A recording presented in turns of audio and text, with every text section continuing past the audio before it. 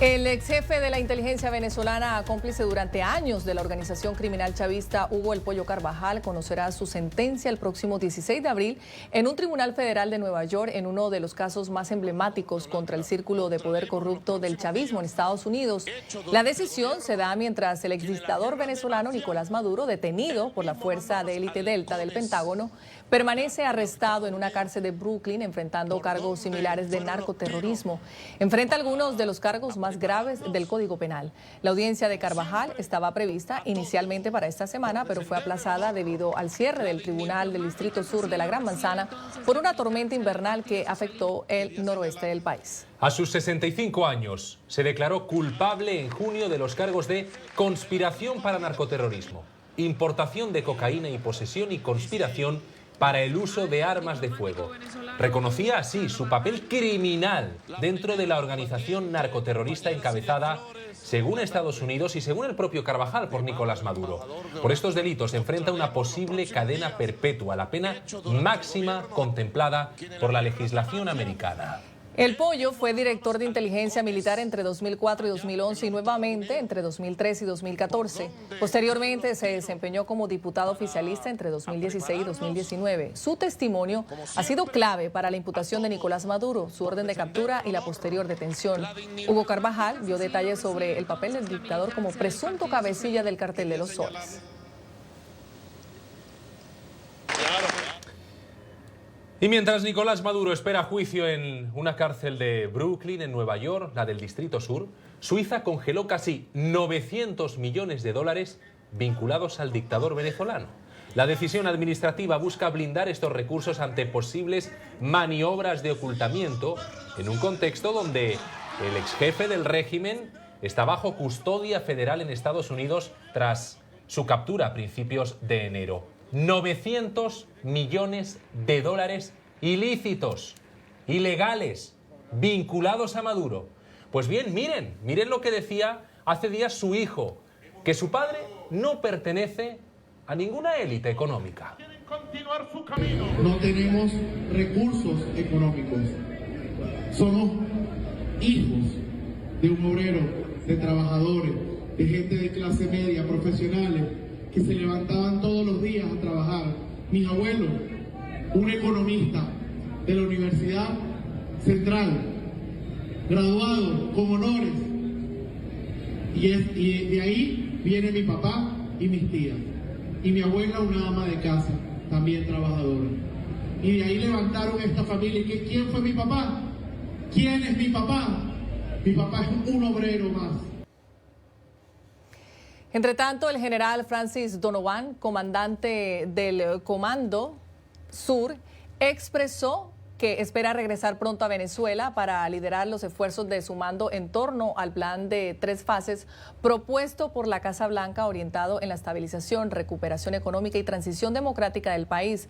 Donovan hizo la declaración tras su visita a Caracas la semana pasada, donde sostuvo reuniones con la ahora jefe del régimen, Delcy Rodríguez. Espero regresar pronto a Venezuela para liderar los esfuerzos del Comando Sur de los Estados Unidos para impulsar el plan de 3 fases del presidente Trump. La colaboración del gobierno estadounidense con las autoridades interinas apoyan la estabilización de la seguridad interna de Venezuela, su recuperación económica y la transición hacia una nueva era.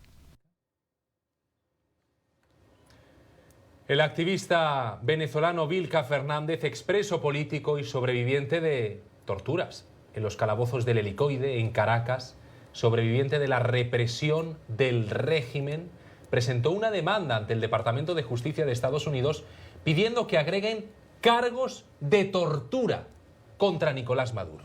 Fernández, quien fue desterrado de Venezuela y ha denunciado persecución también en Perú, llegó legalmente a Estados Unidos buscando protección, pero ahora enfrenta una orden de deportación tras el rechazo de una apelación en su caso de asilo.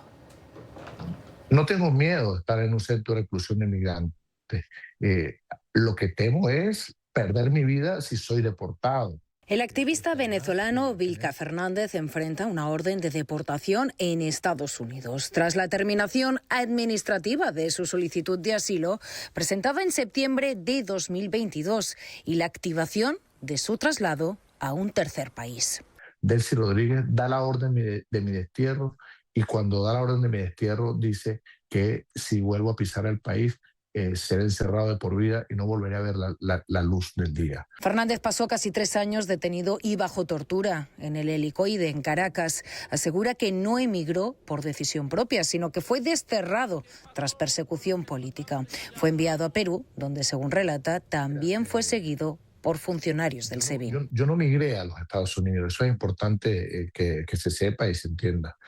Yo vengo a los Estados Unidos producto de la persecución del régimen criminal. Fernández afirma que cerraron su caso sin poder presentar su defensa ante un juez de inmigración. No me han permitido defenderme, no me han permitido ir a la corte. Tengo capacidad de enfrentarme a cualquier juez de una corte en Estados Unidos y demostrar no solo mi persecución en Venezuela, sino mi persecución en Sudamérica. El abogado de inmigración José Guerrero explica que la ley permite, por el acuerdo de tercer país, OACA, enviar a migrantes a tramitar su asilo en Guatemala, Honduras, Ecuador o Uganda, y aplica generalmente a quienes entraron después de noviembre de 2019. Lo que está pasando es que no te están dejando presentar tu caso de asilo, y a través de este acuerdo, que obviamente la ley lo permite, entonces te dicen, vete a este tercer país y aplica esa protección allá. No es que su asilo aquí en los Estados Unidos continúa. El caso se suma al del exteniente venezolano Germán Rodolfo Varela, quien denunció públicamente a Hugo Chávez en 2002. Fue expulsado hacia un tercer país, que no voy a nombrar qué país fue, por razones de seguridad, y que básicamente se le violaron todos sus derechos más elementales. Varela recibió protección bajo la Convención contra la Tortura en 2005 y tras 2 décadas reportándose ante autoridades migratorias fue detenido y enviado a un tercer país. Organizaciones como BPEX cuestionan el debido proceso. Y en el caso de Germán Varela, no solo no se le preguntó si tenía miedo de ir o no al país donde iba a ir, sino que él manifestó que no podía ser removido de los Estados Unidos y a pesar de eso fue expulsado. Vilca Fernández anunció que apelará la decisión. Soy Alessandra Martín desde la ciudad de Miami para NTN 24. Gracias, Alessandra. Denuncia torturas en Venezuela mientras Nicolás Maduro es tratado en Estados Unidos bajo un sistema de derecho, en un estado de derecho. Ha recibido visitas médicas, ha recibido atención consular y mientras tanto él torturaba a sus presos. Washington intensifica la presión sobre el Caribe. El secretario de Estado, Marco Rubio, viaja mañana a San Cristóbal y Nieves para participar en la cumbre de CARICOM, donde buscará reforzar la seguridad regional, combatir el narcotráfico y frenar la migración ilegal. Son los 3 objetivos que se marcan esta visita semanas después de que fuerzas militares de Estados Unidos capturaran a Nicolás Maduro y la administración Trump dejara claro que no habrá alivio para los regímenes de Caracas y La Habana hasta que haya reformas concretas y acuerdos en la mesa. Unas reformas que de momento no se están llevando a cabo plenamente por parte de la dictadura venezolana. Cuando Delcy Rodríguez ha dado pasos, sí, pero solo de forma parcial y todavía sin libertades plenas en ese país.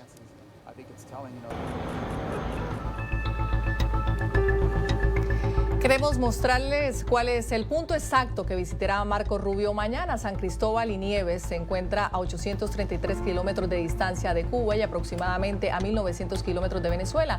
Allí tendrá lugar la cumbre CARICOM. El Departamento de Estado adelantó en que pretende avanzar en prioridades para la seguridad nacional. Los países que participan en esta cumbre, 15 estados miembros, nunca han condenado enérgicamente y de forma unánime las dictaduras de la región, algo que podría cambiar tras la visita del secretario de Estado. Cuba mantiene estatus de país observador. Jamaica, Barbados, Trinidad y Tobago, Guyana y Bahamas son algunas de las naciones de CARICOM.